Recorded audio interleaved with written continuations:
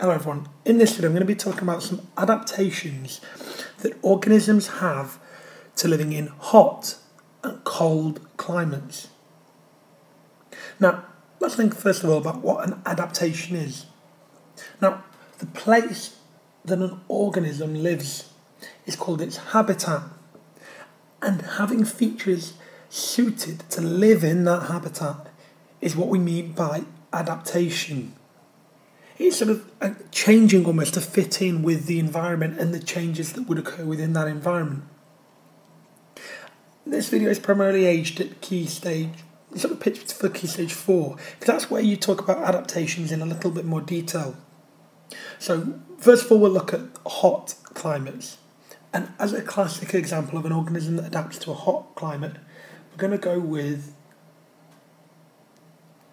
it may not be the best drawing, but we'll take the cactus. The cactus plant is one of the definitive sort of classroom examples of an organism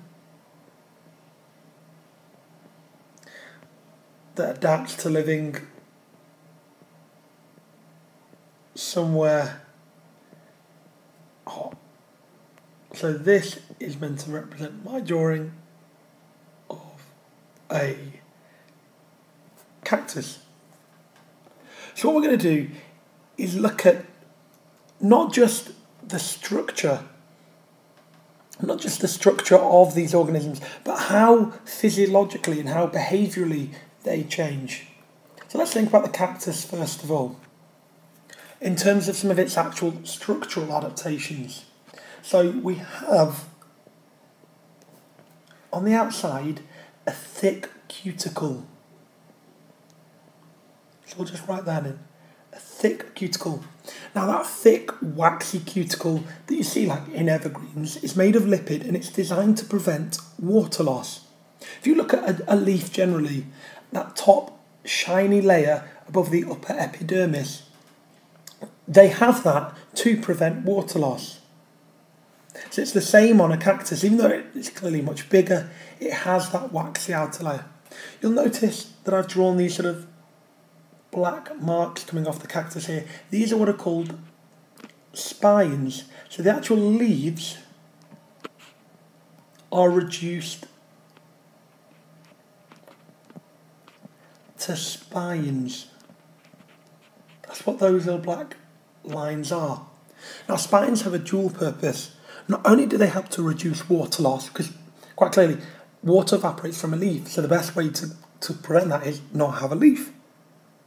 So not only do they reduce water loss, they discourage animals or predators. So it's a way that the plant has sort of developed protection almost. If you were to sort of tap, now clearly I wouldn't recommend this with the spines, but if you were to tap inside, you'll notice it's hollow. And being hollow means that it can store water within itself. Now the benefit of that is that it can quite clearly, in a hot, dry environment where you find it, can withstand droughts. You'll notice it has a sort of rounded-esque shape. So we'll put that in here. It has a sort of rounded shape. And the rounded shape is designed to reduce the surface area to volume ratio, and that reduces water losses too. The cactus itself, I coloured it in green deliberately. So the fact that it is green means that it has chlorophyll within it, and so it can photosynthesize. So use the sun's energy in that hot environment to produce glucose and other sugars. And finally, I've not drawn it here because I've actually put the cactus in some kind of pot. But the last thing I think we should pick up on are the long roots. The roots of a cactus are very deep and very extensive. Now, extensive roots allows for anchorage, so it allows the cactus to stay upright in, say if it's in sand, it allows it to stay in an upright position. But deep roots are designed to try and absorb as much water as possible. So the deeper down the roots go, the more water they're trying to collect. And it's all ways that this cactus has to adapt to the environment that it's in. Now I just want to make a note of 3 things to consider when looking at adaptations. 1 are the anatomical adaptations, so to do with the physical body. 2 are the physiological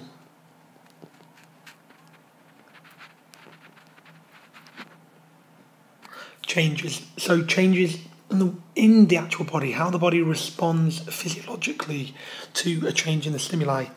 And the 3rd thing to consider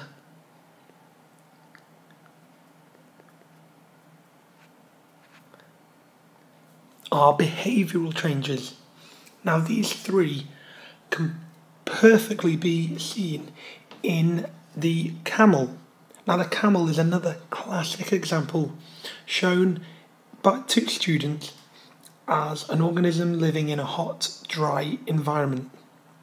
I'm not going to even attempt to draw a camel here, but just to pick up on a few things, just to make it different really from the cactus. Like in terms of the physiological response, the camel doesn't start to sweat until the ambient temperature reaches 46 degrees.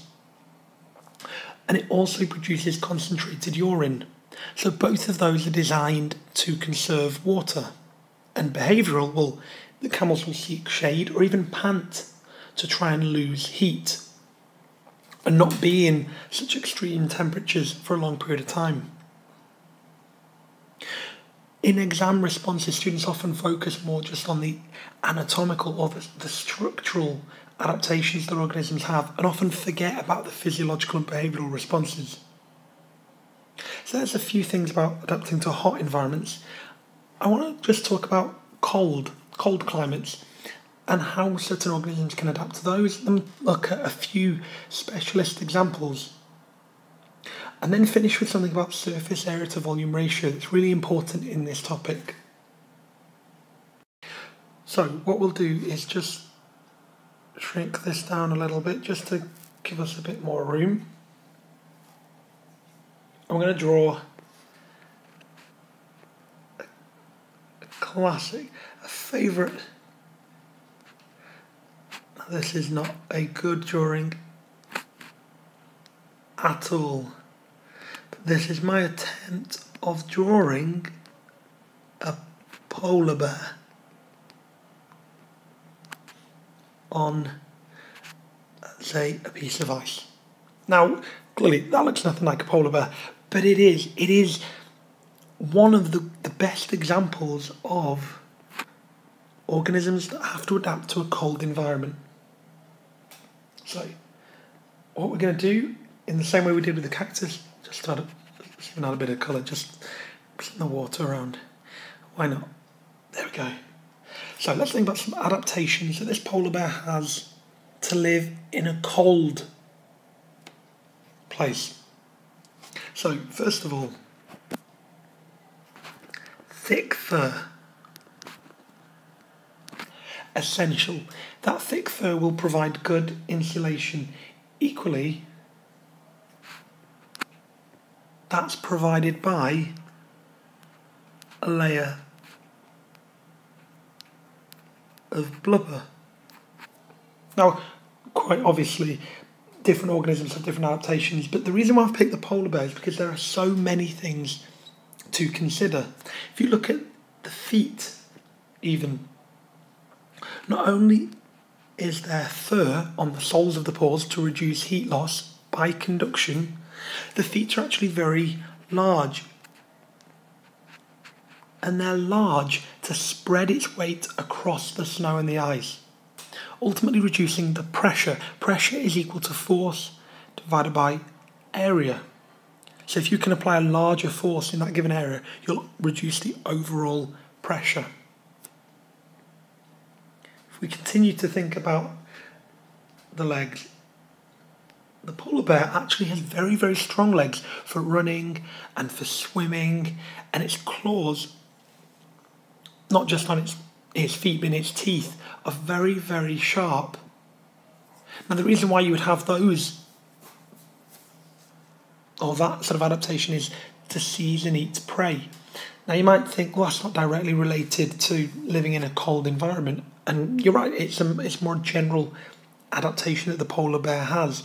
But in its particular environment, in that cold environment that's icy, it does need strong legs and sharp claws to be able to get hold of that prey in the waters that it would live in.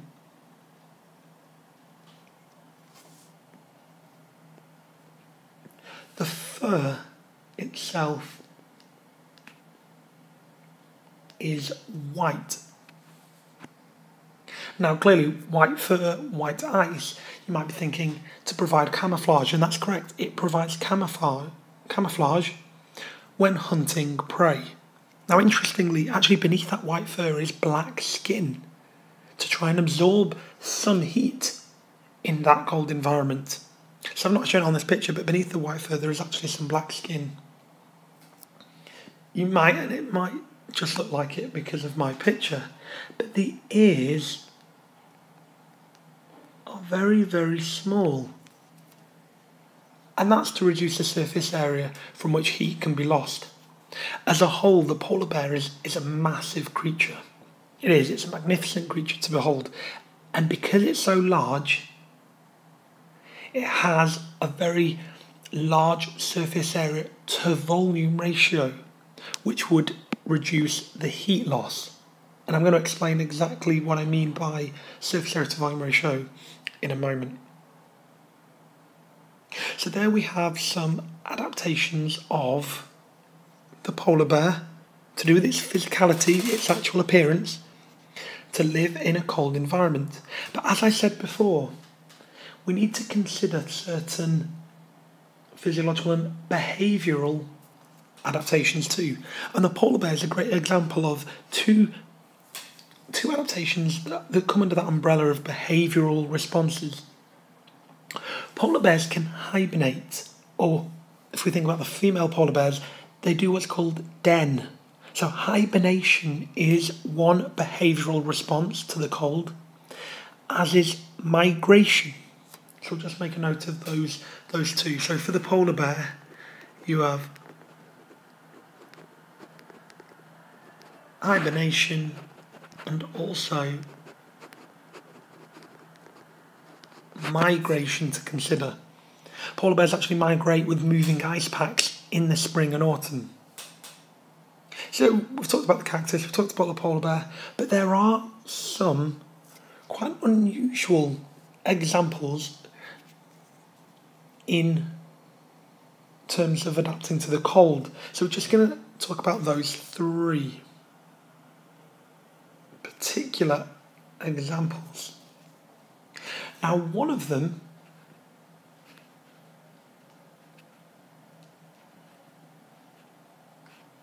is the extremophile. Now, the extremophile, and examples here are water bears or moss piglets. Extremophiles have enzymes that work at different temperatures to our own. They adapt to, well, as the name suggests, extremes of temperature, either very, very hot or very, very cold. A good classic example is the bacteria Thermus aquaticus. It's one found in hot springs, and it actually provides the enzymes for the PCR, polymerase chain reaction. So there is something to consider in terms of sort of unusual organisms with adaptations. The extremophile is one that we should consider. Secondly, and here's a very poor attempt at drawing what is, and this is meant to be, a snowflea. Now, the snowflea actually is an example of an animal with what's called antifreeze proteins in, which have in studies may shown to improve the shelf life of organs for transplantation. I mean, the name does what it suggests. They prevent freezing in very cold environments. So we have extremophiles that can survive and thrive in extremes of temperature. There are snow fleas that in cold environments have proteins that specifically stop them from freezing. And the third, and I'm going to draw a little picture just to represent what I'm going to talk about here. This is my attempt at a penguin. Now the reason why I'm drawing a penguin, perhaps not the best picture, but still. The reason why I'm drawing a penguin is because some mammals, like penguins, have what's called, and I'll just shrink this down a little bit, have, if you look at their feet, something called a counter-current heat exchange system. It's where you have one blood vessel essentially flowing in one direction and another blood vessel going in the opposite. So this blue blood vessel, I'll say blue and red just for the sake of argument. You've got this red, or this artery if you like, in red, carrying blood from the body core in the artery, and if it wants to conserve heat, then heat is transferred over to the vein that I've shown in blue that will return that blood and thus return the heat. It's called the counter-current mechanism, and it's a way that penguins and some other mammals have been able to adapt to conserve heat in very cold environments. So there are just 3 unusual examples to be aware of. The extremophile, the animals with antifreeze proteins like the snow flea, and mammals like the penguin with what's called a counter-current mechanism. Okay, so now we've discussed adaptations to hot and cold climates, I want to really talk about the importance of something called surface area to volume ratio. I'm going to do that in part 2 of this video. So this whole video will be part 1. In part 2 I'm going to be looking at surface area to volume ratio and explain why it's relevant to this particular topic. Okay, so I hope all of that helps so far.